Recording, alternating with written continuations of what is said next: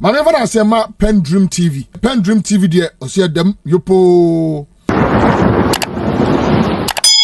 Mema wakwaba ede ba PENDREAM TV so make sure say obe subscribe to channel no click bell so say the news to our sabit me aka ntem no watie afa so make sure say obe like na wa comment no share ama afoforo so nsaka na comment section ho so no opese wo kire wa adwen obetimi ede wa adwen kire ato honom na amanfo so anya bia kenkan na onim say PENDREAM TV there eye nsem a ekoso Ghana yam politics mu ne ede ba na yasaka ya na ede abranti na so me video I saka pese no che na ye dey ba nti me mo modern astro so obehwe video we amana si awie na wa kire wa adwen e comment section na se yenko video.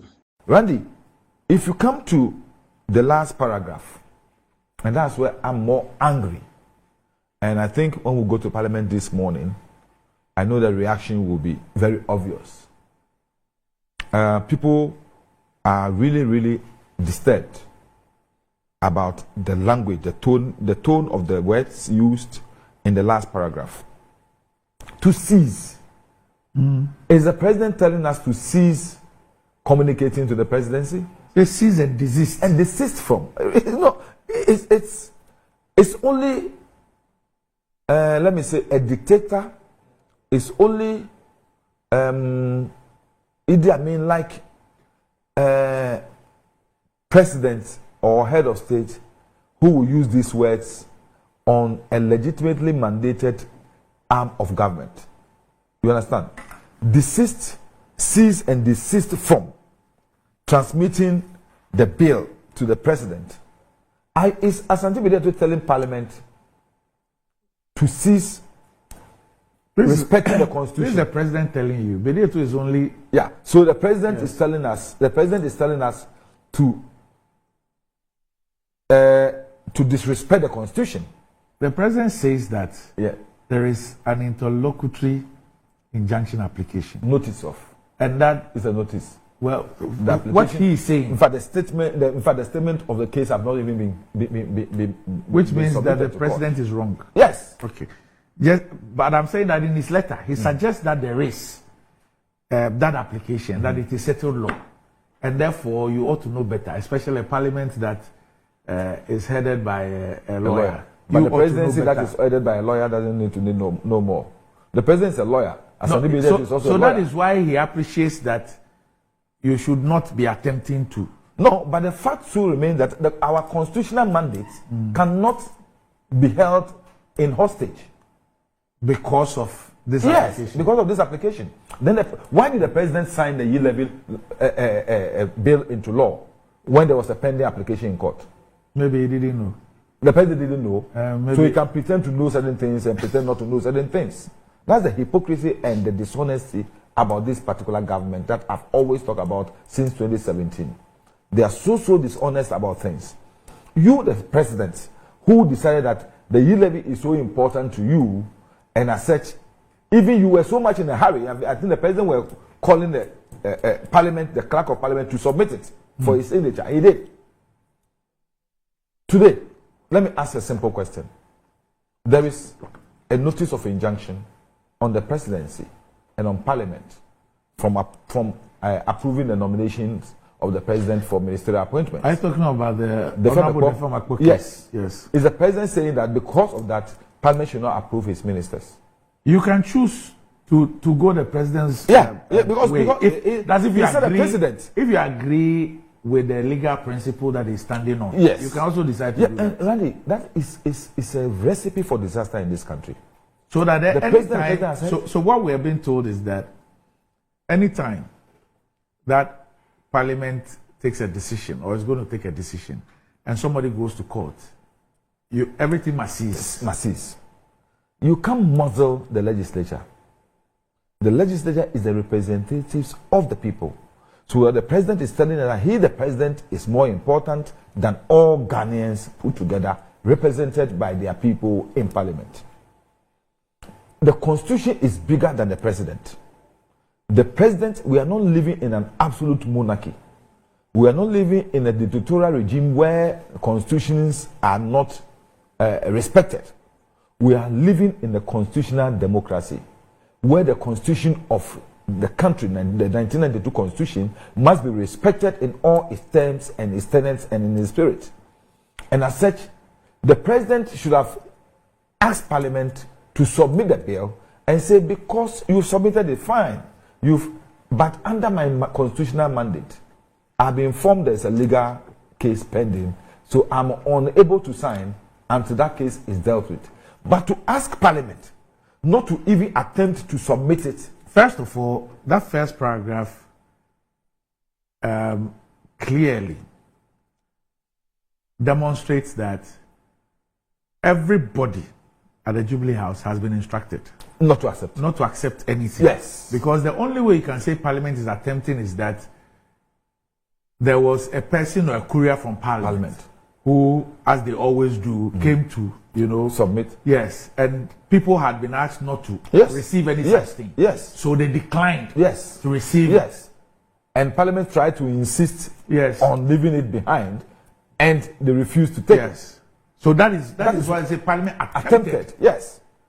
Because if he has said that, we've taken note of the fact that Parliament, in our absence, Parliament submitted the letter. But which absence? After the absence there, it doesn't... I'm saying, if you want to be very diplomatic in your language, say that we've been notified of the Parliament dropping a letter of this thing in my absence.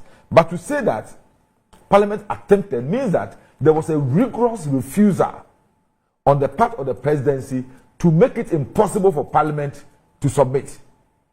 And that alone is averse to the Constitution.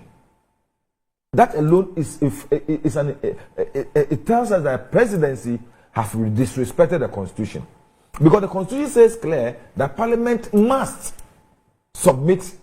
It said Parliament shall. That's what I think this thing shall submit to the president 14 days. It said after 14 days, the president is not happy. He has the right to, through the advice of the Council of State, resubmit it to Parliament. And Parliament shall have 21 days to deliberate on it and see whether we can incorporate the recommendations made by the president. So, in actual fact, the Constitution does not give the president any avenue to refuse to sign into law any bill that is passed by Parliament. There was a whole scheme about this. Randy, you remember very well. Even when the president first reacted to the passage of the bill, citing the court cases, there was no pending case. For the president's letter came before the date that the case was filed in court. So we're asking, did the president preempt the filing of the case in court? Did the presidency know anything about that case? That the presidency should know that somebody is going to court and issue a letter before that case was even filed in the first place. That notice was filed in the first place. So you could see that the president never expected us to go that route. And we've gone that route, and it's made the presidency very uneasy. It's made the presidency very uncomfortable. And what they want to do is to, as much as possible, give a blow. They want to kill the bill before it, or the best thing the presidency is trying to do, I can see Akuffo Addo doing, Akuffo Addo and Bawumia doing, is cleverly avoid the assent to this particular bill and throw it onto John Mahama when John Mahama becomes president, so that he will not be blamed by his financiers and so-called friends out there who have always manipulated him in a way to assent to or to accede to the fact that we should permit this particular behavior, this particular sexual preference to prevail in this country. Look, the truth of the matter is that the presidency should know that we already know that he has been dishonest about this. Let me tell you this. When the president went and had an interview outside, his posture in that interview was that, it's bound to happen when there is enough advocacy for it. It could happen. When he came to Ghana and he met the Methodist Church at, I think there was a program in Ashanti region, he said, it will not happen under my presidency. That will not happen. Look at his posture. But what he said really was that the legalization of it will not happen. Sometimes people don't realize that the two are not the same. Legalizing proscribing it and legalizing it, they are not the same. Yes. Yes. So the fact that I will not legalize it doesn't mean I will prescribe it. Yes, but I will also not prescribe it. That's exactly what he said. So what I'm saying is that, but then, you see, that one was to satisfy a particular constituency. And then when he was outside, his language was more diplomatic and to satisfy that constituency outside. So the president himself has been very dishonest when it comes to this particular issue.